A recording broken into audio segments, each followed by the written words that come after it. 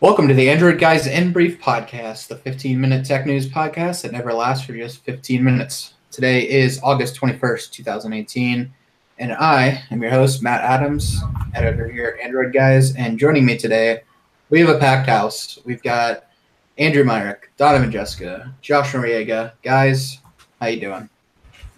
Yo. Doing pretty good, man. How about you? Can't complain. Andrew, how are you doing? Just fine. It's a bit of a special episode today. Today is Josh's first episode. Josh, welcome to the podcast. I don't know. Glad to be here. I don't know what would make you want to hang out with people like us, but that's your bad decision. It's tough. That's how bad I wanted to do this. All right. Well, we'll go ahead and get started. Our first topic today is kind of a crazy one to think that it would even happen. Verizon being just crazy to some local fire departments out in California. As we know, California is basically the entire state is on fire right now from wildfires. And a lot of those fire departments depend on Verizon's internet backbone, their mobile networks, for their data. A lot of coordinating is done now over the internet, and this one particular fire department, the Santa Clara Fire Department, used Verizon, and they had a $37-ish plan every month. Well, they're out there fighting these fires, and Verizon decides to impose some speed limitations because they've reached their data cap. And as anyone knows who's been limited with their speed, anyone who's been throttled knows it's incredibly slow. It's like using 2G when you're used to 4G. It's about 1/100th of the speed. So Santa Clara Fire Department has filed suit against Verizon for throttling them. They said that they should have been able to use their current plan. When they called in to try to get it fixed, they were quoted a $39 plan that they would still have to pay per gig after they reached a certain limit, but at least they'd be able to use their service. Turns out that they ended up getting charged $100 a month, and it still wasn't an unlimited plan. The Santa Clara Fire Chief Anthony Bowden wrote that the county fire has experienced throttling by its ISP Verizon. This throttling had a significant impact on our ability to provide emergency services. Verizon imposed these limitations despite being informed that throttling was actively impeding county fire's ability to provide crisis response and emergency services. So, guys, what do you think? Is this, just one of those things that kind of happens, or should Verizon have headed this one off at the pass? I feel like by hampering a very important public service, and that public service's ability to communicate with one another in the field is really irresponsible of Verizon, because that can literally endanger the lives of the people out there, and by extension, the lives of the people that live in the communities that they're protecting. Josh, what do you think?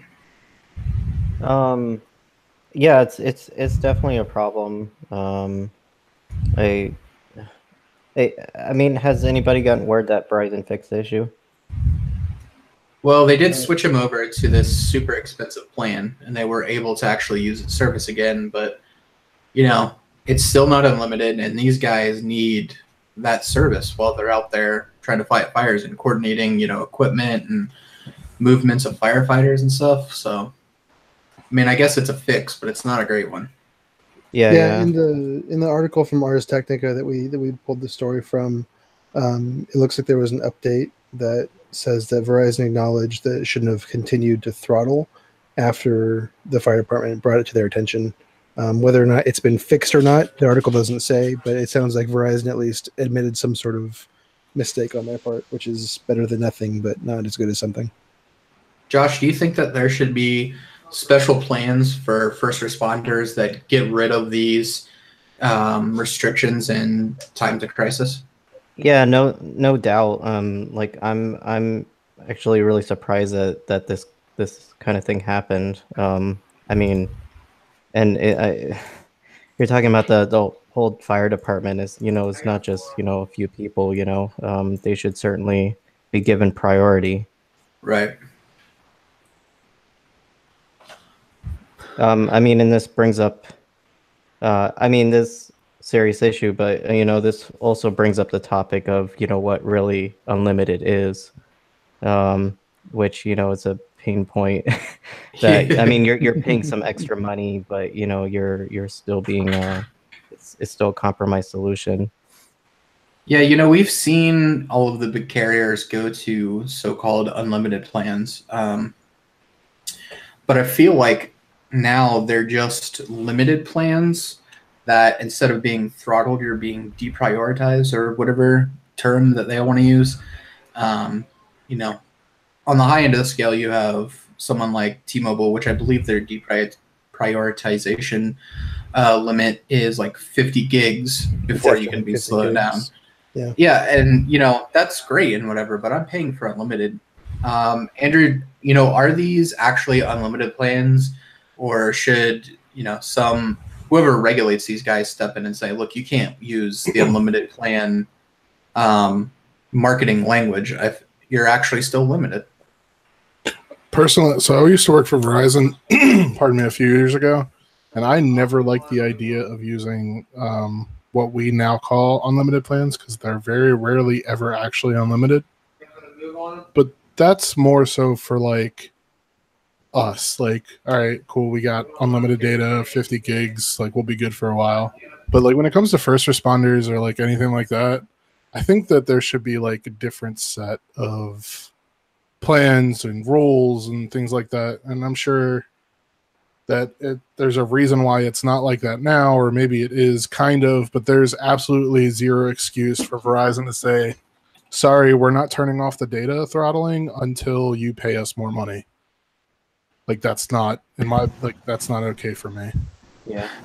Yeah, I almost wonder if the government needs to step in and, no matter what you think about the government, but should we not be building out the government's own network for people like this? Because it has to work reliably. You can never go down. You need a ton of capacity during emergencies. And I just don't know if a company like Verizon is going to care enough to, provide a service like that. Do you guys think that this is a problem that business can solve, or do we need to have the government step in and build another network? Go ahead. Go ahead. They're not going to build another network because the infrastructure is already there. It's just Verizon and whatever other, whoever can get the contract is going to have to pay, or is going to have to be paid an absurd amount of fund, like a huge sum of money.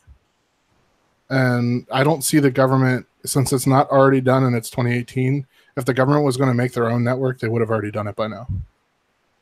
So basically what you're saying is we need an MVNO that is run by the government but piggybacks off of carrier towers. I feel like that's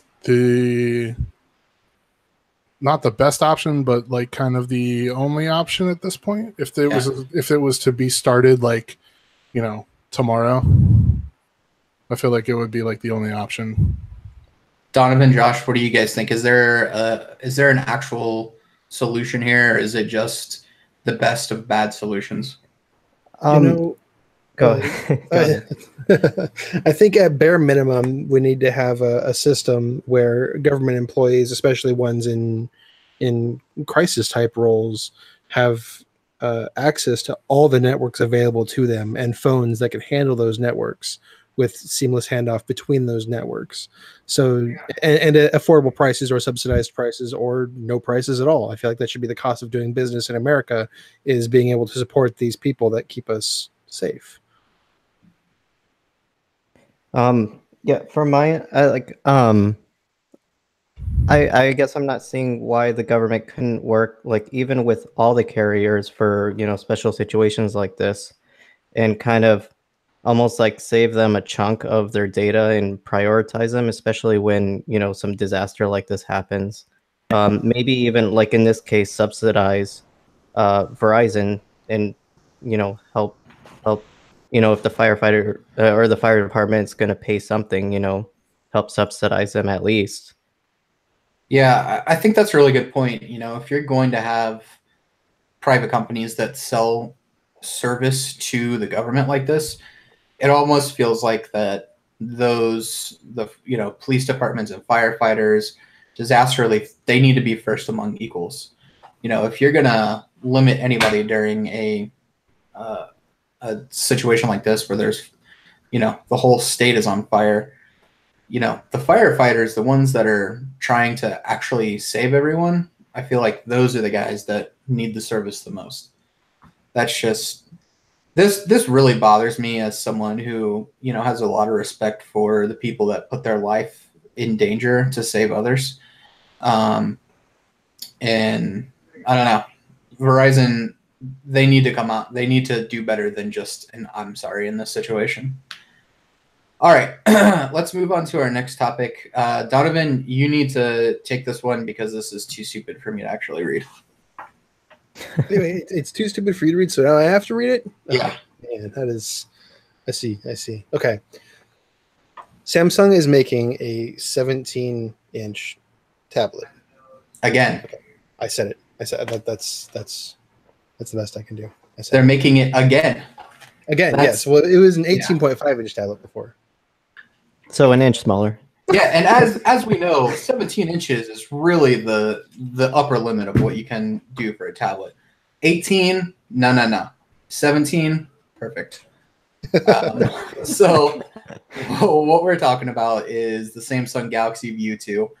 As you may remember, as the guys were referring to, we had the Samsung Galaxy View 3 years ago, I believe.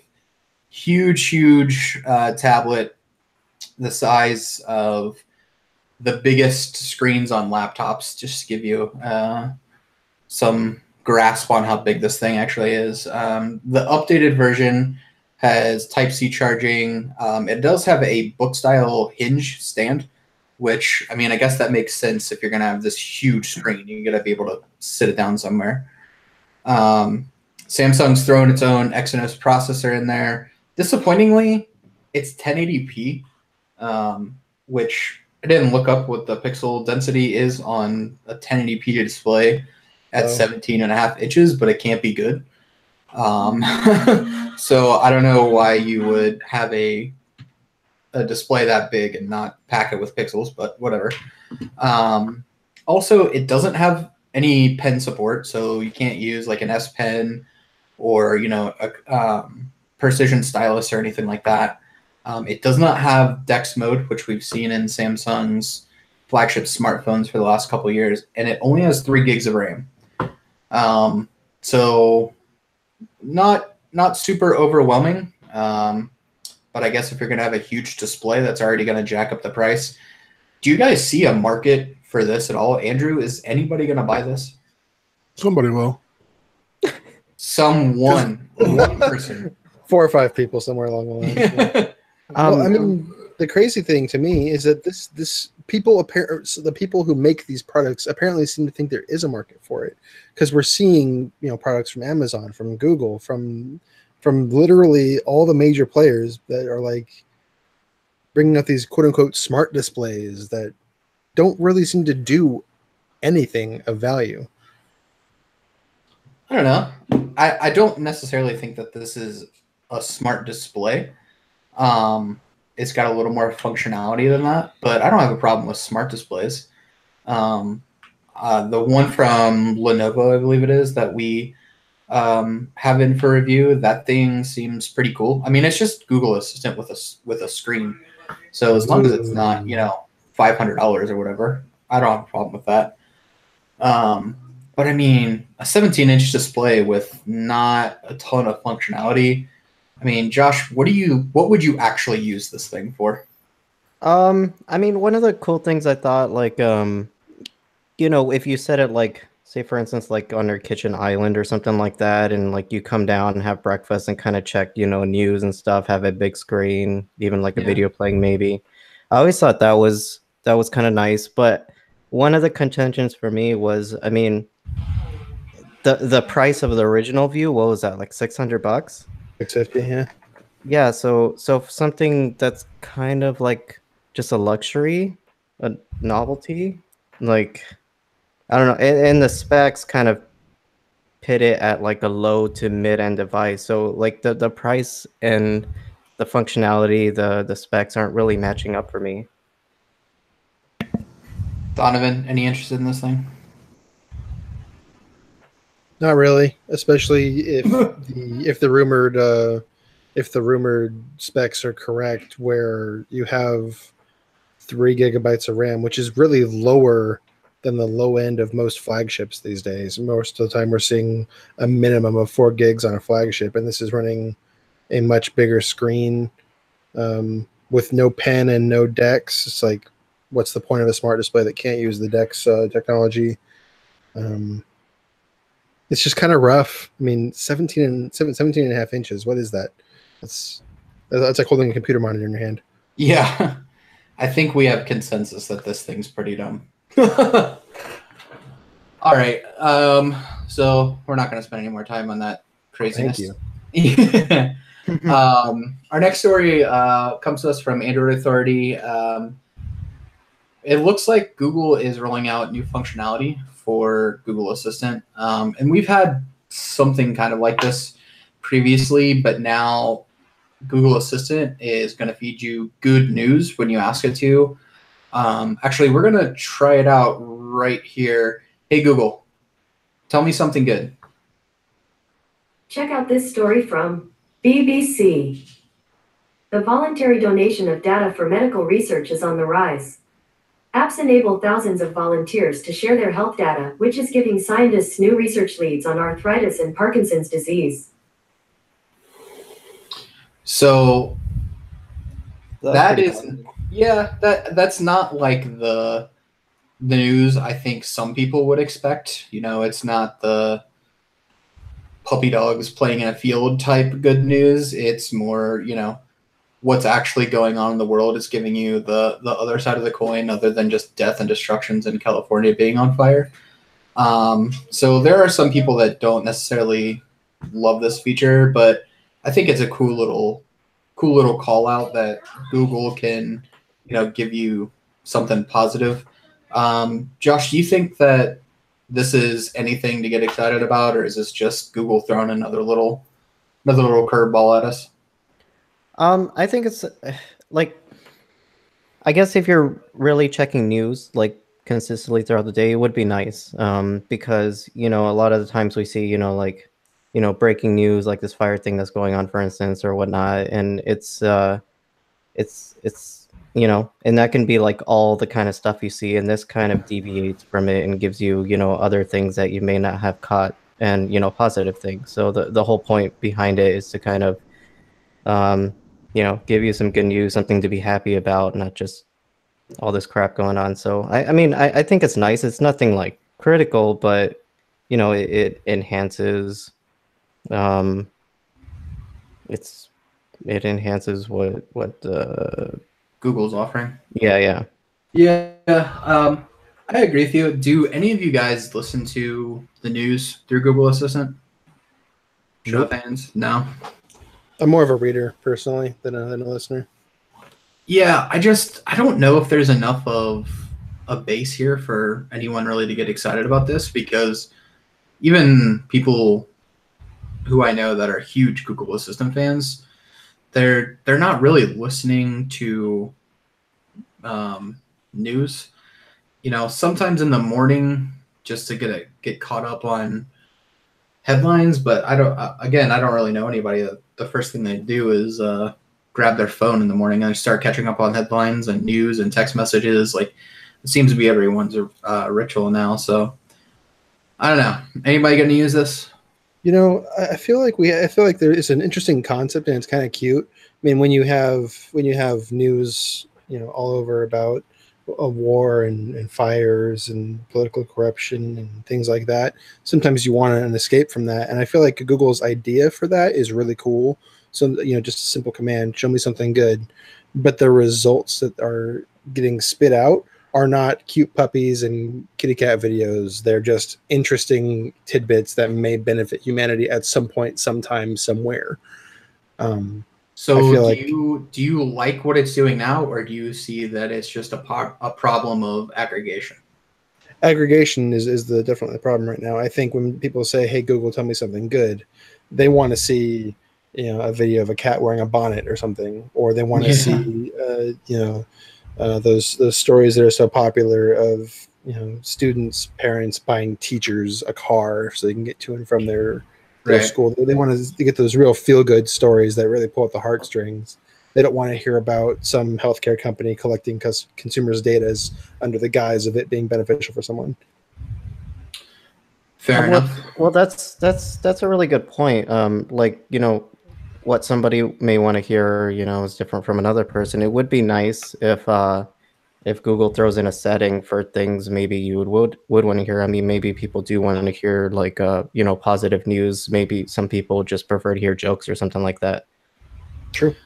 Yeah, I wonder how powerful they're actually going to make this, because Donovan and I were talking earlier when we were getting the podcast ready, and I went through a couple times of asking Google, to tell me some positive news, and I actually got that exact same BBC story that we just got. So I'm wondering how big that pool is, and if Google is ever actually going to give us tools to, make that pool bigger or narrow it down to hey, maybe I want some happy tech news, or I want happy news of someone set a record in sports, maybe I want those specific things. So I think this is something with a little bit of potential, but I don't know if it's quite ready for prime time. It's not exactly a groundbreaking Google feature like we saw at I/O, where it's calling people and passing itself off as a real person. So, but hey, little value adds for Google Assistant. I mean, who can really fault Google for giving you more for free?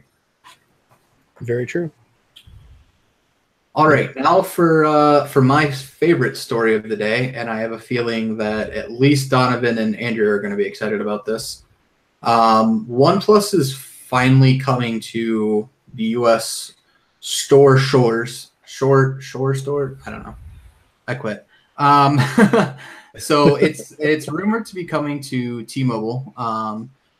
We saw the OnePlus 6 release a couple months ago, and OnePlus releases 2 phones a year. They release a base model, and then later in the year they release the T model, because Apple's doing the S model, so you got to do T. It's one better, right? So we'll see the OnePlus 6T come out later this year. They've not been coy about that, but the cool new interesting news is that they're going to team up with T-Mobile for their first time being sold in a store here in the United States. As of right now, they're only online. They've built a cult following, but we're getting news from CNET and a couple other sources that a carrier-specific version of the OnePlus 6T will be sold through T-Mobile. T-Mobile or OnePlus will also sell its regular 6T unlocked international version, but this special version that's sold through T-Mobile is going to take advantage of T-Mobile's 600 megahertz extended range LTE, and this is really that band that T-Mobile's been rolling out in rural areas to try to help people get better service away from the cities. I'm a big fan of OnePlus, so I don't see any issues here. Donovan, I know you're a OnePlus 6 owner like I am. Are you running to T-Mobile to pick up your OnePlus 6T in a couple months? If T-Mobile has a deal that makes OnePlus even cheaper than it already is, I'm there. I mean, T-Mobile's my carrier. It's my carrier of choice. OnePlus is my phone of choice. So if they make it easier to get and give me a benefit for doing so, of course. Is that 600 megahertz network support a big enough benefit for you? Yeah, I mean, I live in a metro area in California, which is luckily not on fire.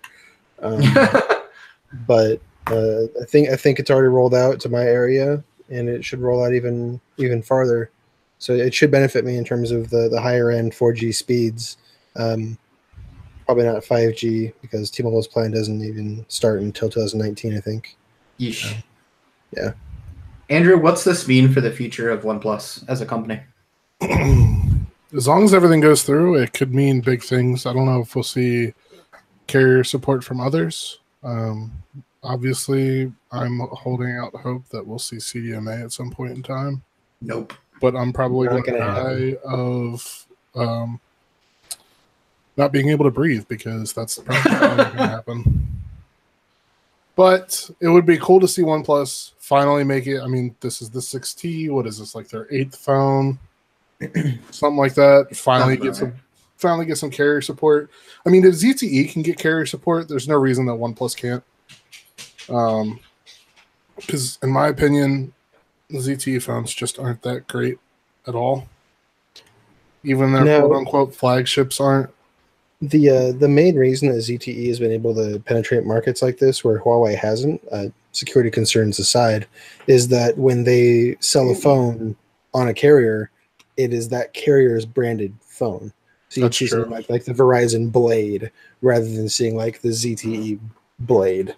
They give over their branding rights. So really no one knows that ZTE exists outside of phone enthusiasts, and people have been using their devices for years. Hey man, the ZTE Axon M is on AT&T without any AT&T branding.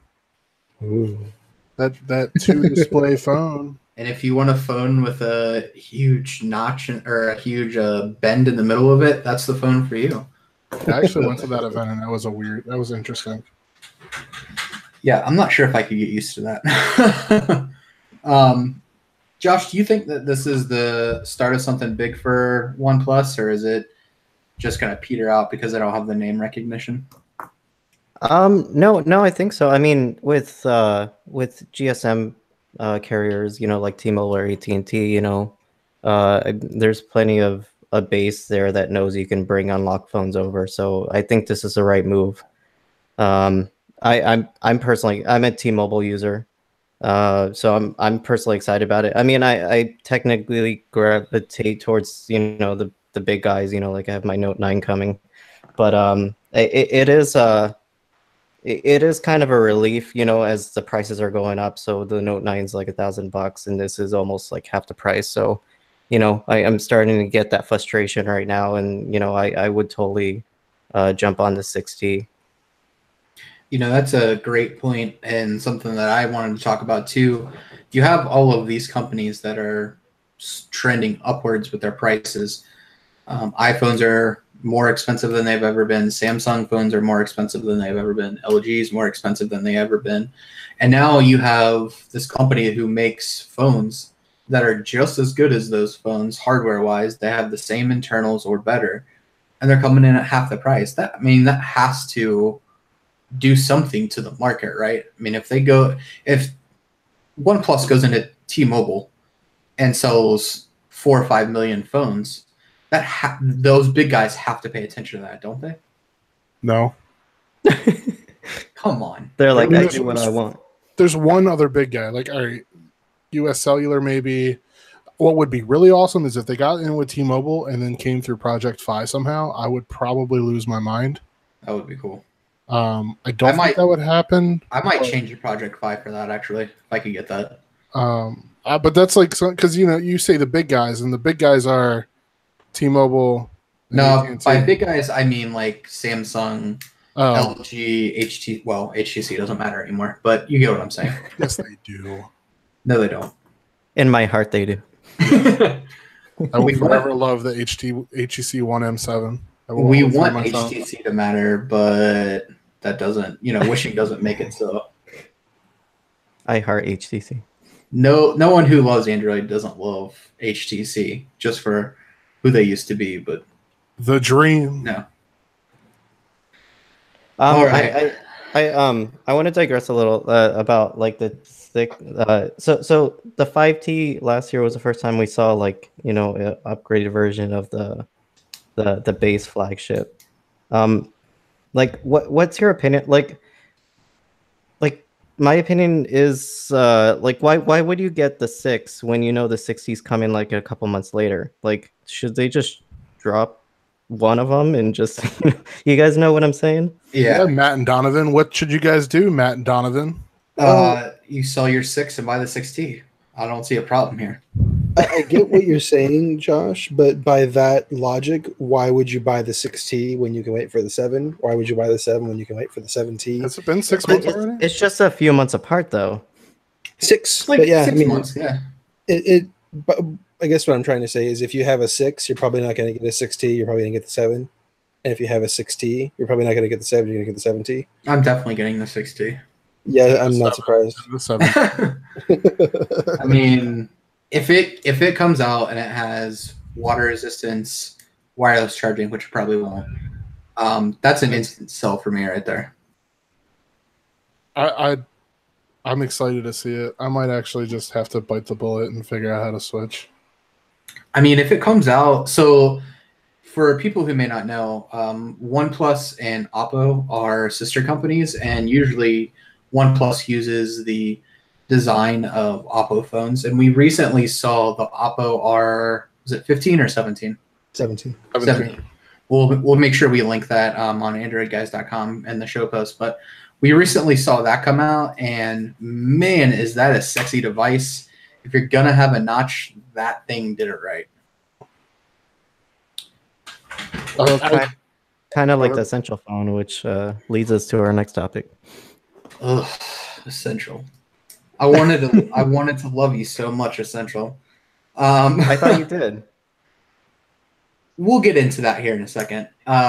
So Essential basically is trying to fire sale all of their phones at this point. We saw on Prime Day that the phone dropped to $250, which was like everyone was talking, oh my God, this is an amazing deal. Well, the other day, this Essential phone went down to $224 on Amazon. And it's since come back up, but it kind of makes you wonder what is going on with Essential. We've seen rumors that the founder wants to sell the company, even though it's supposedly $1 billion company. They've canceled their next phone. Guys, what does this fire sale tell you about what's going on with Essential? Okay, so before we talk about the fire sale, like, for those that don't know, the Essential phone was originally sold overpriced. It was like $800 or $900, $700, something like that. Yeah. And then it was like permanently price dropped. And ever since it was permanently price dropped, every like month or so, they go on sale. Now, it's never been on sale for as cheap as it was at $224, and I think as this writing, it's at like $310.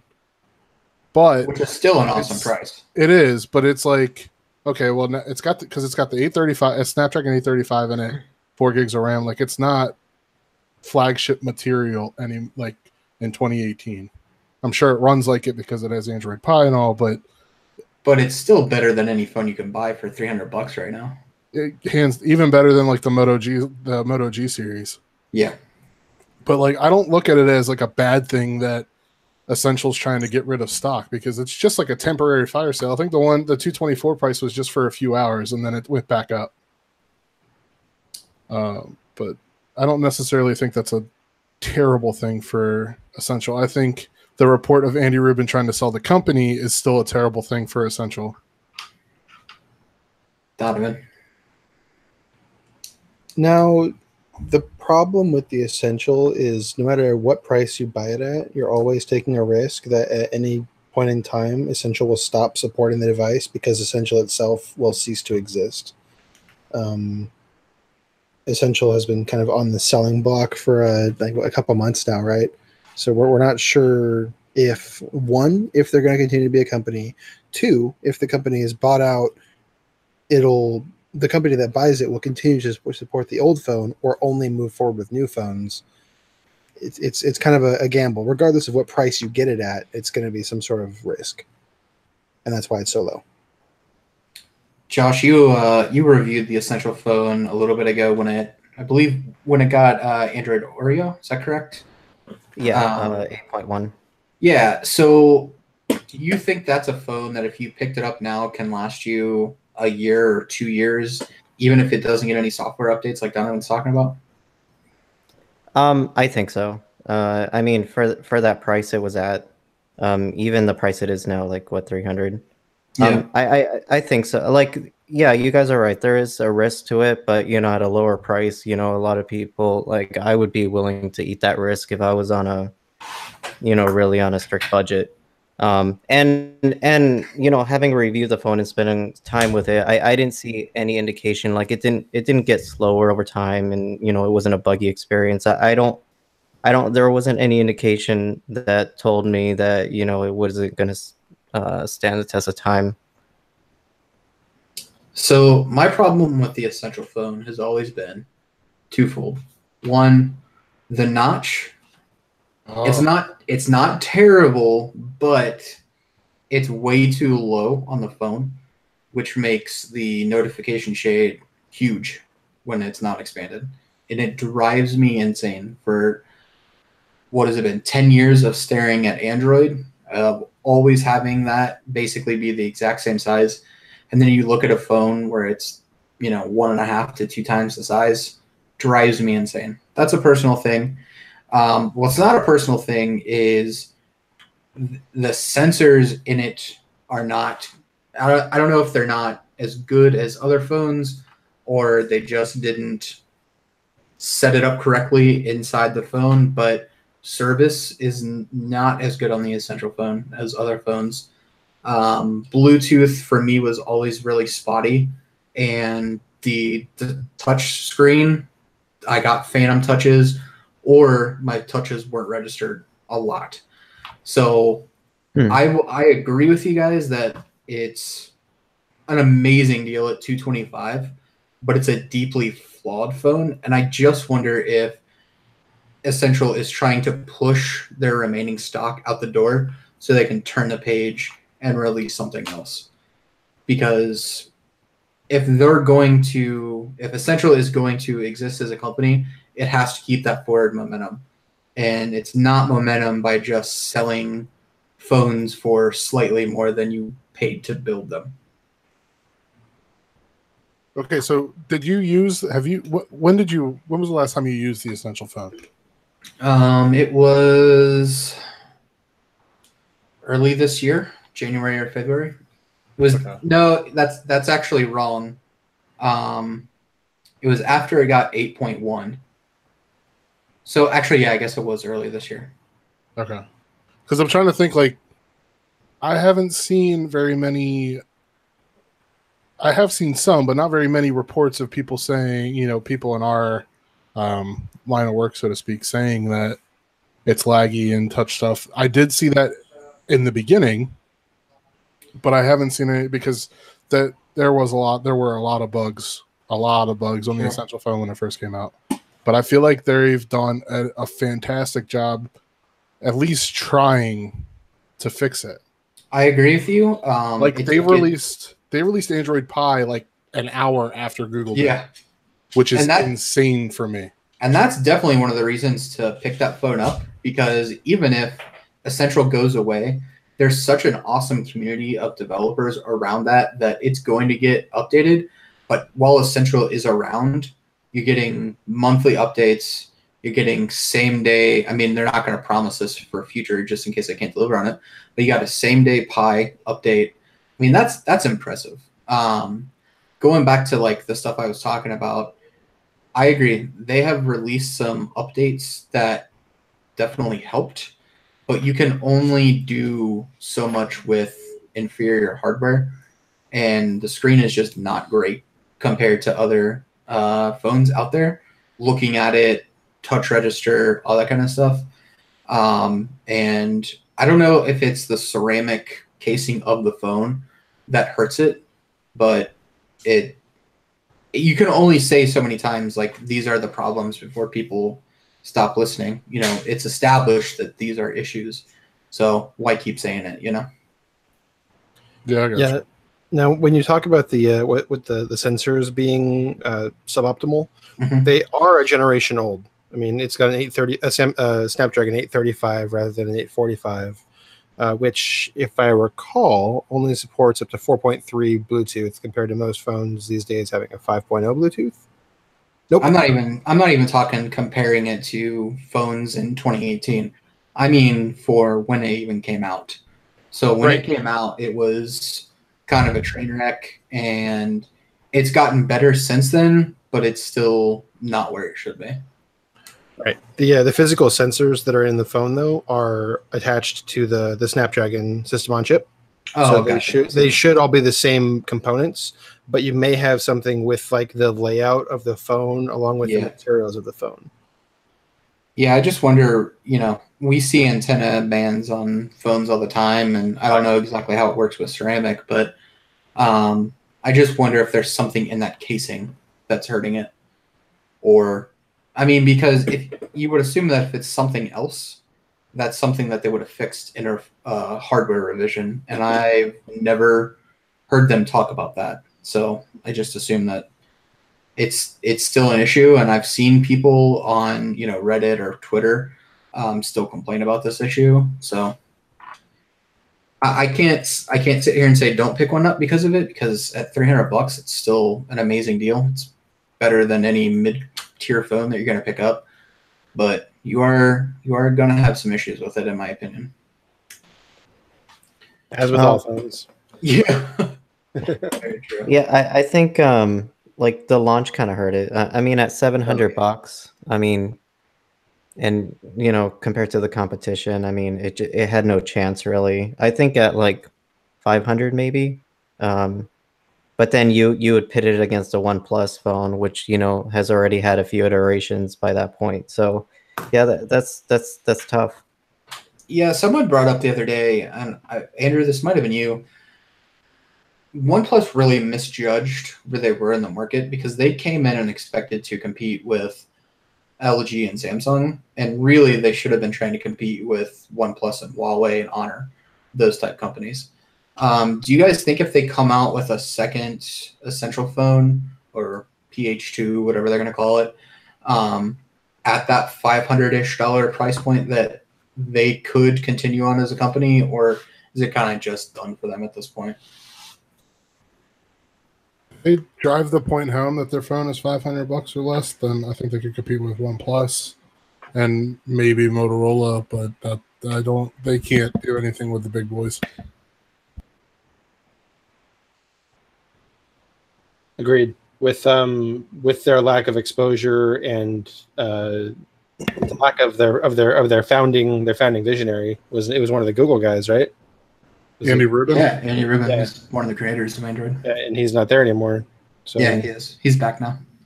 Oh, he is back now. Huh? Yeah, he took some time away. He got caught up in the Me Too movement. Mm-hmm. There was some rumors, so he took some time away, but he's back, and there's been some rumors about him trying to sell the company, but as far as we know, that is not moved forward at all, and he is still there leading the ship. Yeah, I feel like trying to compete with Samsung in particular at this point is a lost cause. I feel like LG is a little more vulnerable than Samsung is, but you really have to have a sub $800 phone, maybe even sub $700 phone with great specs to really make a dent in the market. All right. Well, that'll do it for today. Thank you for joining us. If you like what you heard here today, please consider subscribing to Android Guys. We're on Google Play Music, iTunes, Pocket Casts, or pretty much anywhere you can find podcasts. Also, be sure to head over to AndroidGuys.com and click on the link for this podcast. Not only do we post the sources for all of our stories, so you can do some additional reading, but you can find out some more information about our sponsor, Blue Microphones. All of us today are using Blue microphones, and if you like how we sounded, you should definitely pick one up for yourself. And in fact, if you head over to AndroidGuys.com and click on the link for this podcast, you can get a 20% discount code. These things are a steal at the price that they're asking for them. 20% off, fantastic. We absolutely love our Blue microphones, and we are not alone. Blue is an award-winning company and the driving force behind professional musicians, internet creators, and countless elite gaming teams and Twitch streamers. Their Blue Yeti USB mic, which is what we're using right now, is the internet's most popular microphone. So we definitely recommend you check them out. Even if they weren't our sponsor, we'd still give them the same recommendation. For Andrew, Donovan, and Josh, I'm Matt Adams. Thanks for joining us, and we will see you next time.